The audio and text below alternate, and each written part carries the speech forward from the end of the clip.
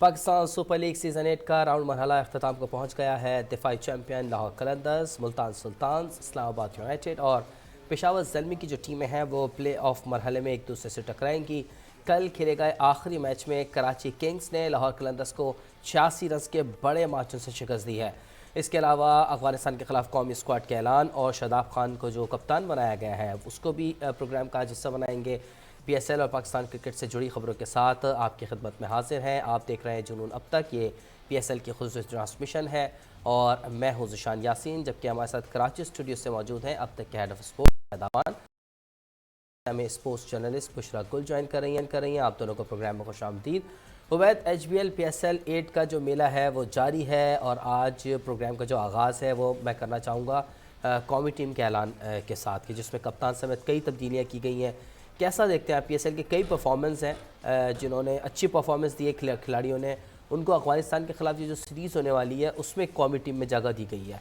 तो किस तरह से देखते हैं आप ये जो नए लोग आ रहे हैं अब अफगानिस्तान के खिलाफ डेब्यू करेंगे, उनको कितना फ़ायदा होगा इससे और कौन कौन से ऐसे खिलाड़ी हैं जो शामिल हुए हैं और किन के बारे में आपको लगता है कि अफगानिस्तान के ख़िलाफ़ जो है वो अच्छा परफॉर्म कर सकेंगे? वो बिस्मिल्लाहिर्रहमानिर्रहीम। जी ज़िशान, आज पाकिस्तान टीम का अनाउंस हुआ है जो 15 रुकनी स्क्वाड और शादाब खान को उसकी कप्तानी दी गई है। शादाब खान इससे पहले नायब कप्तान थे बाबर आजम के साथ और आज उन्हें कप्तानी दी गई है। बाबर आजम को रेस्ट कराया गया है, इसके अलावा हारिस रऊफ़ को रेस्ट कराया गया। रिजवान, शाहीन शाह अफरीदी जो सीनियर प्लेयर थे उन्हें कहा गया है कि जी आप आराम करें। तो अफ़गानिस्तान के खिलाफ सीरीज़ में हम नए लड़कों को, यंग टैलेंटेड जो लड़के जो परफॉर्मेंस दिखा रहे हैं PSL के अंदर, हम उनको मौका देना चाहते हैं। तो उसके बाद आज टीम का अनाउंस हुआ और कई ऐसे नाम स्क्वाड का हिस्सा हमने देखे जो कि पहले कभी शामिल नहीं हुए थे पाकिस्तान टीम में, तो उनकी आमद हुई है। और अफ़गानिस्तान के ख़िलाफ़ सीरीज़ को लगता है ऐसा है कि पाकिस्तान क्रिकेट बोर्ड सिर्फ जो है वो प्रैक्टिस के लिए इस्तेमाल करना चाह रहा है, उसे जीतना नहीं है। क्योंकि अफ़गानिस्तान की टीम कोई हल्की टीम नहीं है, बहुत अच्छी टीम है, ख़ास तौर से T20 में। और फिर जब वो UAE में खेल रही होती है तो UAE उनका होम ग्राउंड है, वो अपनी तमाम क्रिकेट वहाँ पर खेलते हैं, तमाम इंटरनेशनल क्रिकेट वो अपनी UAE में खेले हैं। तो वहाँ पर जो कंडीशंस हैं, वहाँ की जो विकटें हैं, वहाँ की जो ग्राउंड हैं, वो बहुत अच्छी तरह उनसे वाकिफ़ हैं। तो मेरे ख्याल में सख्त हरीफ साबित होगी और काफ़ी सख्त हमारा मुकाबला भी हुआ। जो पिछला मैच हमारा हुआ था UAE में एशिया कप में, तो वहाँ भी हमने देखा था कि काफ़ी अच्छा जो है वो, और शारजा का ही ग्राउंड था जिसमें तमाशाइयों ने हारने के बाद स्टेडियम को आग लगाई थी जी। तो वहाँ पर फिर ये मुकाबले होने जा रहे हैं और मेरे ख्याल में ये आसान नहीं होगा पाकिस्तान टीम के लिए, क्योंकि काफ़ी नए खिलाड़ी जो है वो शामिल किए गए हैं। कुछ खिलाड़ी जो बाहर थे उनकी वापसी हुई है, जिनमें माज वसीम है, फ़हीम अशरफ है, आज़म खान है। इसके अलावा जो नए लड़के हैं उनमें तैयब ताहिर है, उसमें बाकी जो प्लेयर हैं हारिस है और दूसरे लड़के हैं, उनको मौका दिया गया है। तो मेरे ख्याल में इन लड़कों के लिए तो ये चांस अच्छा है कि अगर उन्हें खेलने का मौका मिलता है तो वो यहाँ से अपनी एक एंट्री करें इंटरनेशनल क्रिकेट के अंदर और अपनी सलाहियतों को मनवाएं और फिर पाकिस्तान टीम में मुस्तकिल जगह बनाने की कोशिश करें। अच्छा उबैद, मैं आपसे पूछूंगा कि जो नए खिलाड़ी शामिल किए गए हैं उनके शामिल होने से हमारी बैटिंग साइड मजबूत होगी या बॉलिंग साइड मजबूत होगी, लेकिन पहले मैं चाह रहा था कि मैं बुशरा से भी उनका मौक़िफ़ ले लूँ। बुशरा, जिस तरह से बात की अभी उबैद ने भी कि सीनियर खिलाड़ी जो हैं उनको आराम दिया गया है और जो कई लड़के PSL में परफॉर्म किया वो अफगानिस्तान के ख़िलाफ़ खेलेंगे, मुकाबला सख्त होगा। उबैद का ये कहना है कि इतना आसान नहीं होगा क्योंकि अफगानिस्तान T20 में एक अच्छी टीम है और याद है हमें जिस तरह से पिछले सीज़न में काफ़ी टफ मुकाबले हुए थे और अच्छे मुकाबले देखने में आए थे। कहा यह जा रहा है कि बाबर आजम समेत जो सीनियर खिलाड़ी हैं जिनको आराम दिया गया है, ऐसा तो नहीं है कि कहीं बाबर आजम को हमेशा के लिए कप्तानी से महरूम करने की तरफ ये एक पेशकदमी है, आपको लगता है?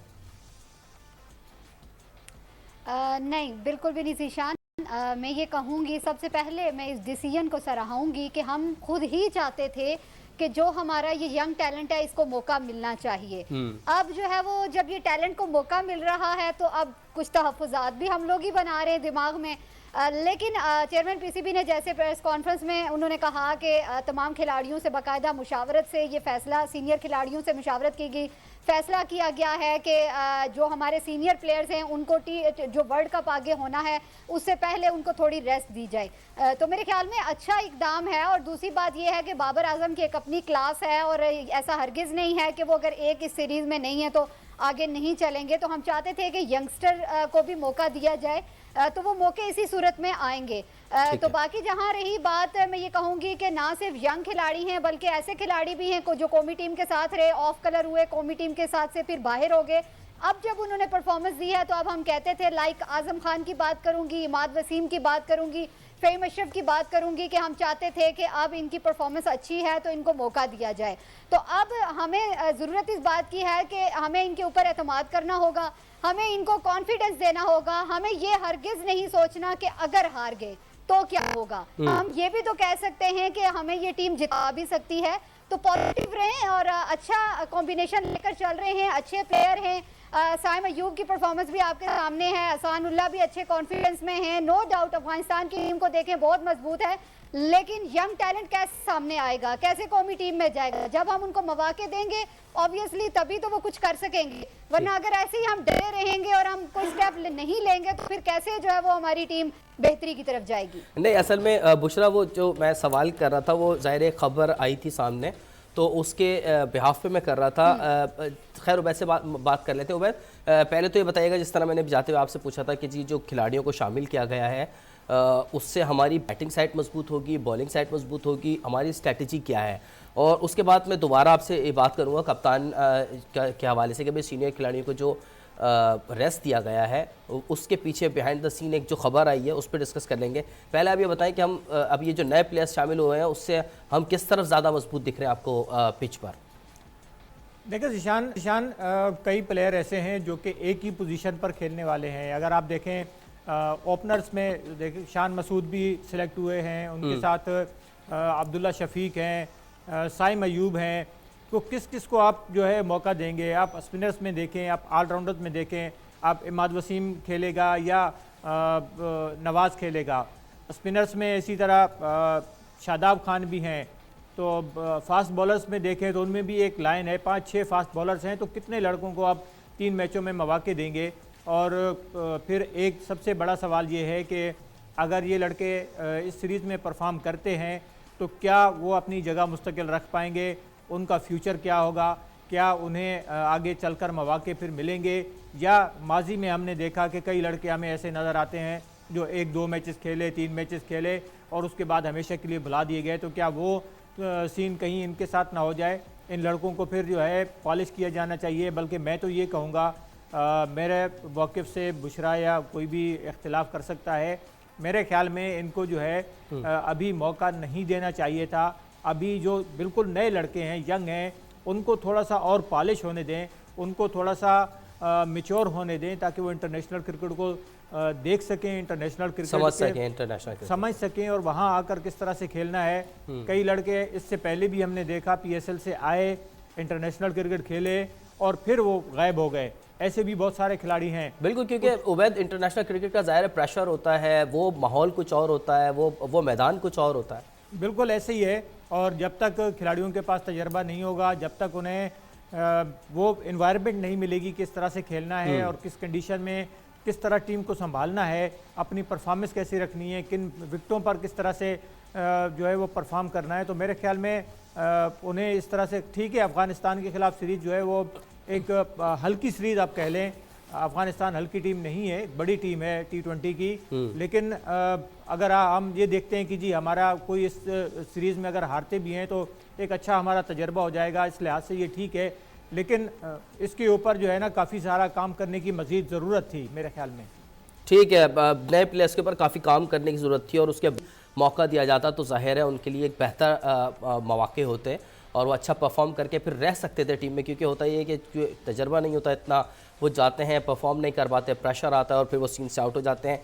कप्तान जो सिलेक्ट किया गया है, सीनियर खिलाड़ी को जो बिठाया गया, उस हवाले से मैं उबैद आपसे बात करूंगा। लेकिन चूँकि प्रोग्राम में ब्रेक का वक्त हो गया, ब्रेक ले लेते हैं, ब्रेक के बाद दोबारा इसी टॉपिक को थोड़ा सा डिस्कस करेंगे।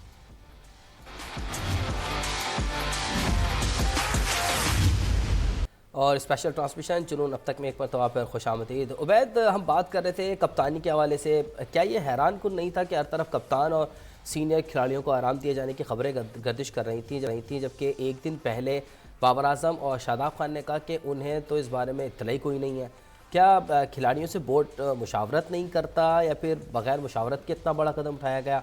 जो मैंने बुशरा से सवाल किया था, असल में उसकी बुनियादी वजह ये खबर थी कि उन्हें पता ही नहीं था इस बारे में। बिल्कुल ऐसे ही लग रहा था, क्योंकि खिलाड़ियों से मशावरत नहीं की गई थी और आखिर में आकर यानी कल रात को आकर जो चेयरमैन पीसीबी मैनेजमेंट कमेटी है नजम सेठी, उनका और बाबर आजम का और दूसरे खिलाड़ियों के साथ रब्ता हुआ और उन्होंने उन्हें कहा कि हम जो है वो आपको आराम देना चाहते हैं ताकि हम दूसरे खिलाड़ियों को मौका दें, उन्हें टेस्ट करें।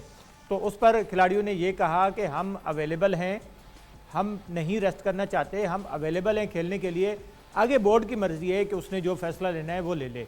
तो इस तरह की सूरत हाल थी। लेकिन अगर ये काम पहले कर लिया जाता तो मीडिया के अंदर ये चीज़ें ना आती, मीडिया में इन बातों को डिस्कस न किया जाता, खबरें पहले चल गई, दुनिया भर को पहले पता चल गया जी बाबर आजम को रेस्ट कराया जा रहा है, बाबर आजम को कप्तानी से हटाया जा रहा है। पहले शाहीन शाह अफरीदी का नाम चलता रहा 2 दिन कि शाहीन को कप्तान बनाया जा रहा है और शाहीन से मुशावरत भी कर ली गई है, बोर्ड ने भी कह दिया, शाहीन ने भी हामी भर ली और सब तैयार हैं। आखिर में निकला ये कि जी शादाब खान को कप्तान बना रहे हैं। तो इस किस्म की बातें जो है वो नहीं होनी चाहिए। पहले बोर्ड अपना होमवर्क करे, खिलाड़ियों के साथ बातचीत करे, सिलेक्शन कमेटी से बात करे और तमाम जो स्टेक होल्डर्स हैं उनको एतमाद में लिया जाए और उसके बाद आकर फाइनल अनाउंसमेंट की जाए। दुनिया के किसी बोर्ड के अंदर इस तरह की सूरत हाल नहीं होती, लेकिन पाकिस्तान में पाकिस्तान क्रिकेट बोर्ड की जो खबरें होती हैं वो उनके ऑफिशियल डिसीजन से पहले ही जो है वो मीडिया में आ जाती हैं, उसके बाद डिसीजन होते हैं। तो ये चीज़ के ऊपर जो है वो मेरे ख्याल में पीसीबी को तवज्जो देने की ज़रूरत है कि इस किस्म की चीज़ें जो है वो बाहर नहीं आनी चाहिए।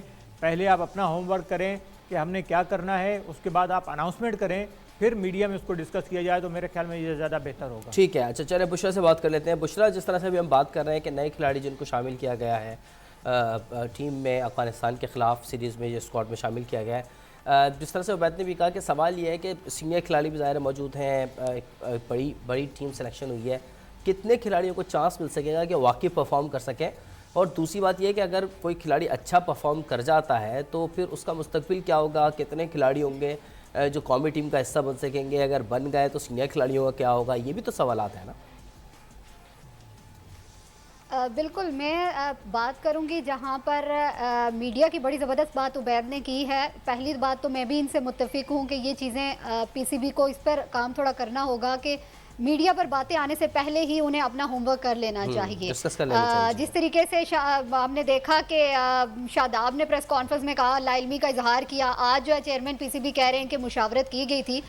तो मेरे ख्याल में मीडिया पर आने से पहले ये होमवर्क मुकम्मल हो जाना चाहिए था। दूसरी तरफ जहाँ पर तजर्बे किए गए, मैं ये कहूँगी कि इंडिया समेत कई ममालिक ऐसे हैं जो कि छोटी साइड के ख़िलाफ़ अपने तजर्बे करते रहते हैं। हम इसको बहुत गलत नहीं कहेंगे, लेकिन साथ साथ जहां यंगस्टर को मौका दिया है वहां पर कुछ खिलाड़ी ऐसे हैं जिन पर मेरे भी सवाल हैं। ऐसा नहीं है कि मेरे उन पर सवाल नहीं है। मेरा सवाल इफ्तिखार के ऊपर है, मेरा सवाल नवाज के ऊपर है और शान मसूद के ऊपर है कि इनको किस परफॉर्मेंस की बेस पर इनको रखा गया है। आप यंगस्टर की बात कर रहे हैं तो फिर इनकी क्या परफॉर्मेंस है? क्या ये यंग है? दूसरी बात ये जहाँ तक रही तो अच्छा टैलेंट जब परफॉर्म करता है तो ऑब्वियसली वो स्क्वाड का हिस्सा तो रहता है और कहीं ना कहीं पर उसकी कौमी टीम में जगह भी बन जाती है। लेकिन बात यह है कि इनको प्लेटफॉर्म देना बहुत ज़रूरी है। बारहा हम कहते रहे, ज़ाहिरा इनकी परफॉर्मेंस जब आ रही थी, ख़ास तौर पर मेरी जो नज़र थी, जो मैं बार बार कहती रही, वो आज़म खान की बात करती रही, इमाद वसीम की मैं बात करती रही। तो बहुत ज़रूरी था कि इनको मौका मिलना चाहिए था और मौका मिला भी है। तो बहुत ज़रूरी है। देखें, फ़हीम अशरफ की हम बात करें तो ये कौमी टीम के साथ रहे भी हैं, इंजर्ड हुए, परफॉर्मेंस इनकी ख़राब हुई, काफ़ी अरसा ये बाहर रहे हैं। इसी तरीके से आज़म खान भी काफ़ी अरसा बाहर रहे कौमी टीम के खिलाफ, उनके किसी भी स्क्वाड का हिस्सा नहीं थे। फिर इमाद वसीम को देखें, ऑफ कलर रहे, बाहर रहे। तो अब ज़रूरी था कि उन्हें कोई प्लेटफॉर्म मिलना चाहिए। जब हम इनको कोई प्लेटफॉर्म ही नहीं देंगे तो फिर हम किस तरीके से इनको वापस देख सकते हैं? तो अच्छा भी हुआ, लेकिन जहाँ पर 3 खिलाड़ियों की मैंने बात की है, स्टिल उन पर मेरे क्वेश्चन है कि उनकी तो कोई परफॉर्मेंस नहीं है, फिर किस बेस पे इनको साथ लेकर जा रहे हैं? ठीक है। अच्छा, वो जो बुशरा, जो उबैद का कंसर्न था वो ये था कि चले थे कि सीनियर खिलाड़ियों का तो उलट फेर चलता रहता है, कोई इन है कोई आउट है, जो खिलाड़ी जिनको पहली मर्तबा उन्होंने PSL में परफॉर्म किया है वो अब उनको अफगानिस्तान के खिलाफ चांस दिया जा रहा है, उबैद का कहना यह है कि इनको वक्त से पहले चांस मिलने जा रहा है जो इनके लिए ख़तरनाक भी हो सकता है।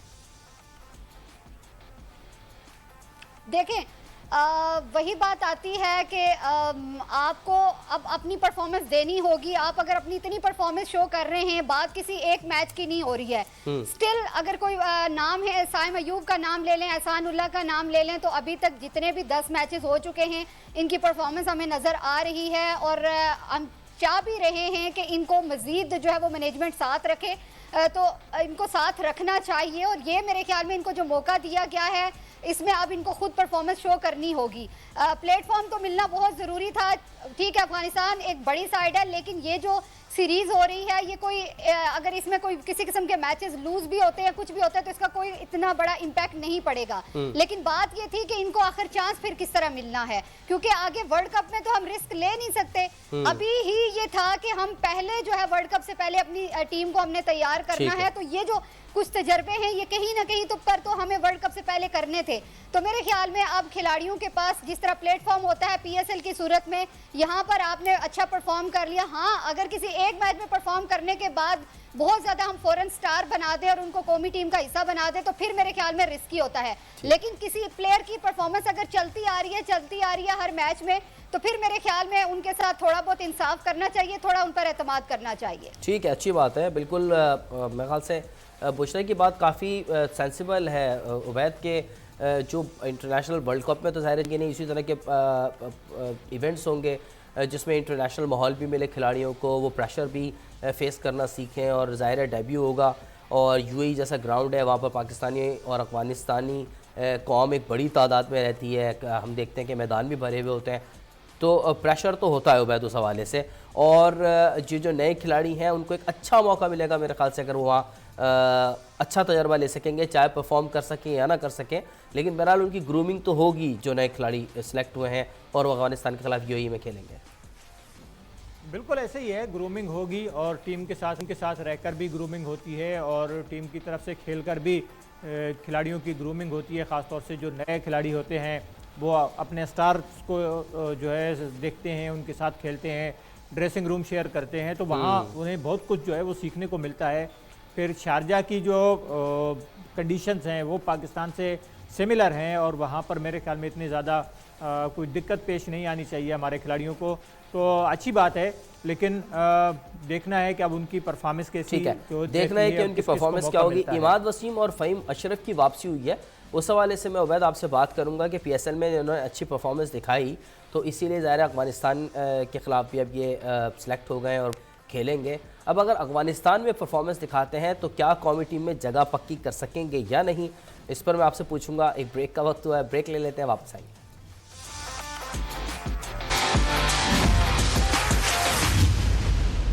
स्पेशल ट्रांसमिशन जुनून अब तक में एक मरतबा फिर खुशामदीद। उबैद, ब्रेक पर जाने से पहले हम बात कर रहे थे कि जिन खिलाड़ियों ने, जैसे सीनियर खिलाड़ी हैं, इमाद वसीम है, फ़हीम अशरफ हैं, उनकी वापसी हुई है क्योंकि उन्होंने PSL में परफॉर्म किया है। अब अगर ये अफगानिस्तान में परफॉर्म करते हैं, अच्छा दिखाते हैं अपने आप को, तो बताएं कि कौमी टीम में जगह मिल सके कि उन्हें जगह, पहले तो ये कि दस्तयाब भी है कौमी टीम में इतनी जगह के मज़ीद खिलाड़ी ऐड हो सकें।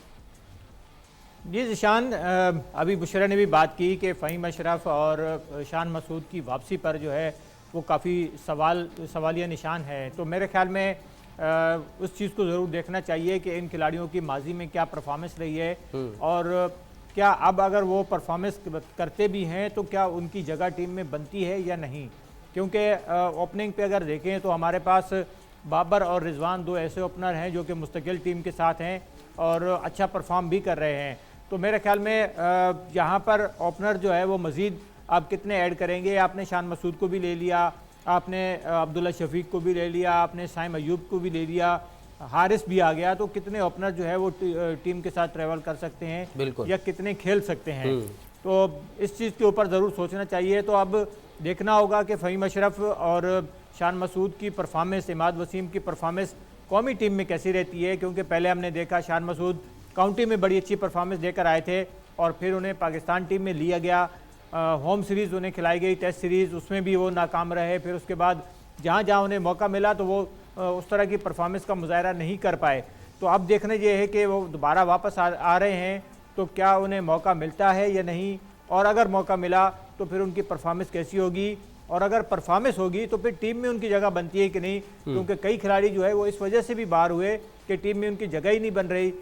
जैसे शर्जील खान को देखें या दूसरे कई खिलाड़ी हैं, आप देखें फ़खर जमान जो है जो ओपनर हैं वो नंबर 3 पे आकर बैटिंग करते हैं, तो इस तरह से खिलाड़ियों का नंबर भी डिस्टर्ब होता है तो उनकी परफॉर्मेंस भी डिस्टर्ब होती है। तो इन चीज़ों को भी जो है वो ज़रूर देखना चाहिए, इन चीज़ों को भी देखना चाहिए। अच्छा बुशरा, अगर अफगानिस्तान के ख़िलाफ़ ये सीरीज़ जब शुरू होने वाली है, अगर हार गए तो फिर पीसीबी और जो सिलेक्शन कमेटी है इस शिकस्त की जिम्मेदारी कबूल करेंगे? इन्होंने रातों रात जो है वो आधी टीम तकरीबन बदल दी है इन्होंने।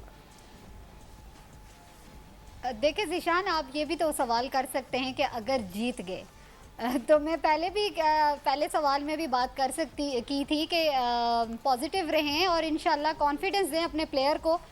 यही मौके होते हैं जहां पर हमने इन सीरीज़ में अपने यंगस्टर को चांस देना होता है कि वो वहाँ की कंडीशन से हमांगों से जो वहाँ के प्लेयर्स हैं इंटरनेशनल, उनके साथ जाकर खेलें, तभी तो उनकी गेम खुलकर हमें सामने दिखाई देगी।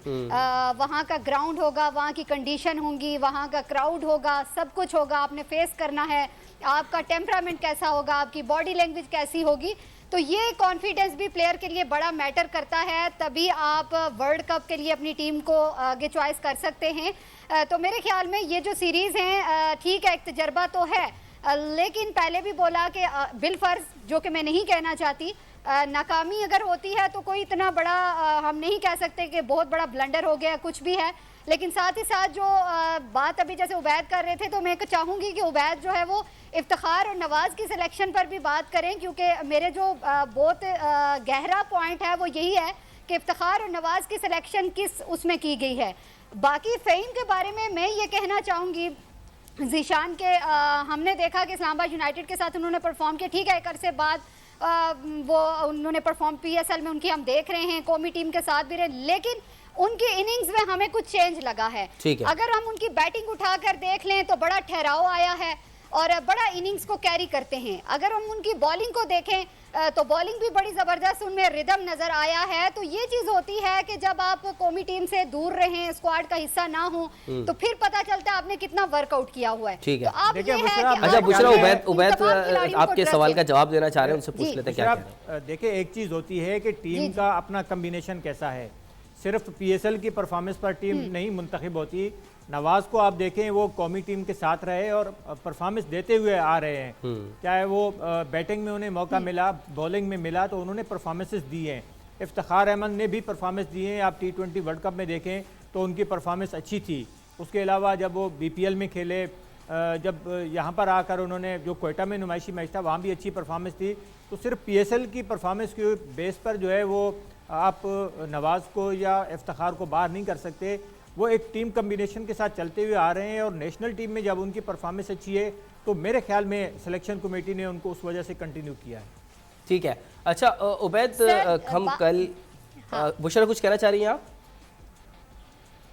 मैं यहाँ पर ये कहना चाहूँगी कि अगर हम T20 वर्ल्ड कप को उठा लें, जैसे आप इंटरनेशनल सीरीज़ की बात कर रहे हैं, तो मेरे ख्याल में अभी तक जो क्वेश्चन मार्क चल रहा है हम इनकी ऊपर रिलाई करते हैं, नवाज के ऊपर। ठीक है, बॉलिंग अटैक हमारा अच्छा रहा है, विकेट्स भी लेकर दी हैं, इफ्तिखार को कहीं मौका मिला है, ठीक है, लेकिन स्टिल जो ये बैटिंग में इनकी परफॉर्मेंस है तो वहां जाकर हमारे साथ क्या हो जाता है।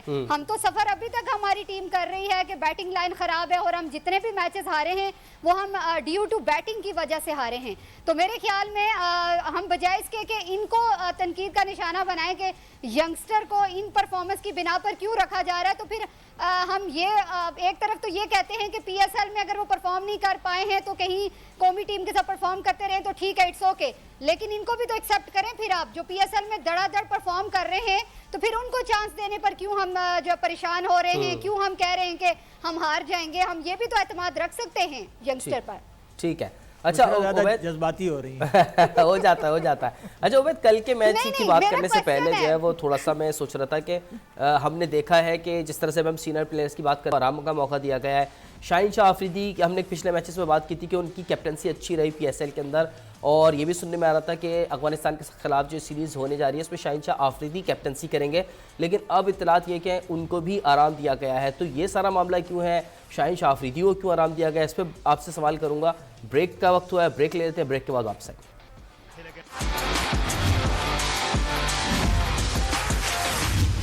पीएसएल की स्पेशल ट्रांसमिशन जुनून अब तक में एक मरतबा फिर खुश आमदीद। उवैद, ब्रेक पर जाने से पहले बात हो रही थी शाहीन शाह आफरीदी की कि उनको क्यों ड्रॉप किया गया है, उन्हें क्यों आराम का मौका दिया गया है, क्या वजूहात लगती हैं आपको?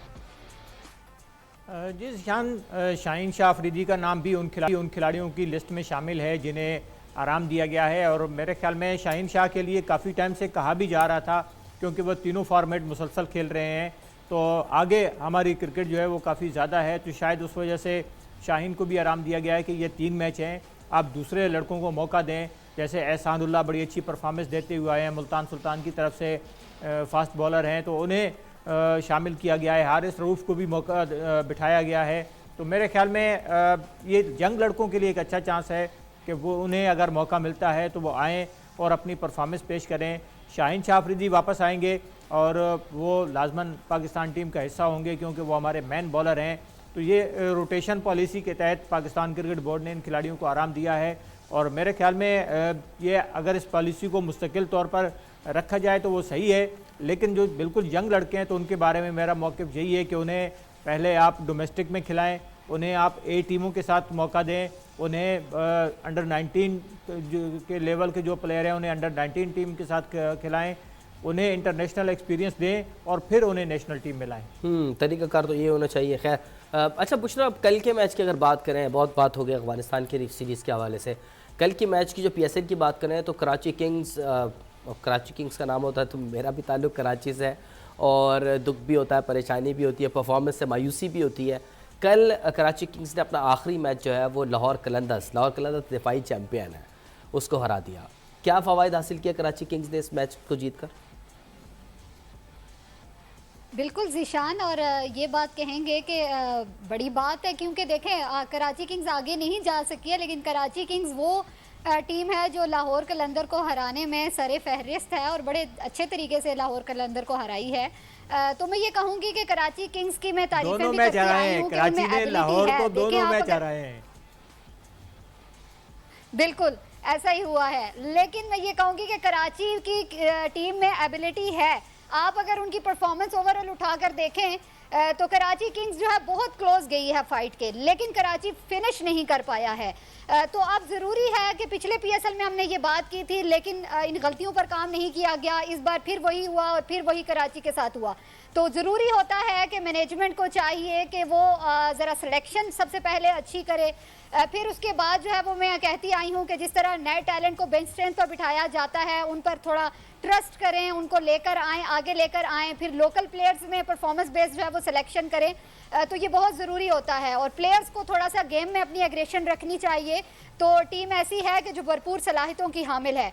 बाकी जहाँ तक बात रही, इस्लामाबाद यूनाइटेड ने भी कल मैच हारा है, तो मैं ये कहूँगी कि इस्लामाबाद यूनाइटेड के लिए भी कि वो अब चूँकि आगे क्वालिफाई तो कर चुके हैं, लेकिन फाइनल में जाने के लिए उन्हें बहुत मेहनत करनी होगी। और लाहौर के लिए भी कहूँगी कि उनके लिए कल का मैच जो है वेकअप कॉल है, तो गलत नहीं होगा कि इतना रिलैक्स नहीं होना है। ठीक है, इस टाइम पे आप पॉइंट्स टेबल पर बड़ी तगड़ी टीम है, हर डिपार्टमेंट में आपने अच्छा काम किया है, लेकिन जहां पर आप ओवर कॉन्फिडेंट हो जाएंगे, जहां पर आप रिलैक्स हो जाएंगे, तो ऑब्वियसली आपकी गेम जो है वो कहीं पर डाउन होना शुरू हो जाएगी, क्योंकि टीमें वर्कआउट कर रही हैं।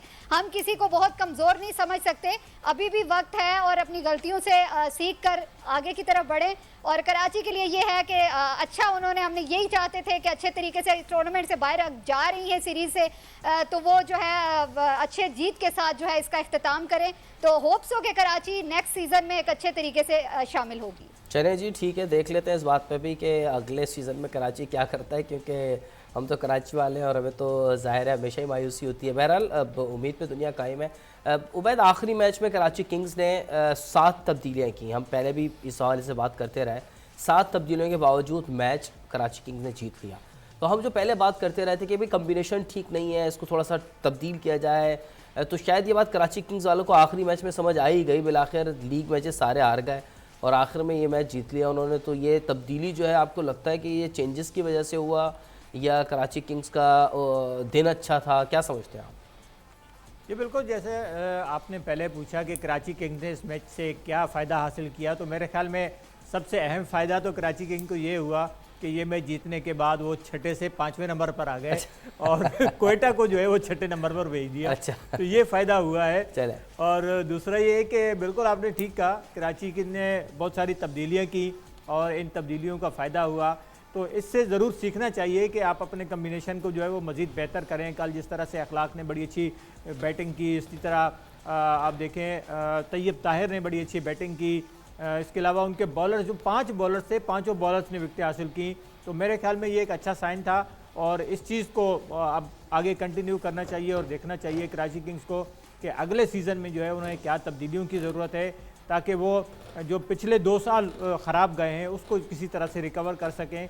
और मेरे ख्याल में कराची की टीम रिकवर कर सकती है, लेकिन एक ओवरऑल जो है ना उनको ओवरऑल एक बड़े डिसीजंस की ज़रूरत है और सोचना पड़ेगा। पिछले 2 सालों में उन्होंने जो कुछ किया है, कराची किंग्स की जो परफॉर्मेंस है, जो टीम है, उससे बुशरा भी काफ़ी पुरुम्मीद है। आपने भी कहा कि बिल्कुल पोटेंशियल है कराची किंग्स के अंदर और वो टूर्नामेंट जीत सकते हैं अगर थोड़ा सा अपने पुरानी गलतियों से सीखें और एक अच्छी स्ट्रैटेजी के साथ मैदान में उतरें। प्रोग्राम का वक्त ख़त्म हो गया है, कल एक मरतबा फिर इसी वक्त हाजिर होंगे। फ़ी अमान अल्लाह।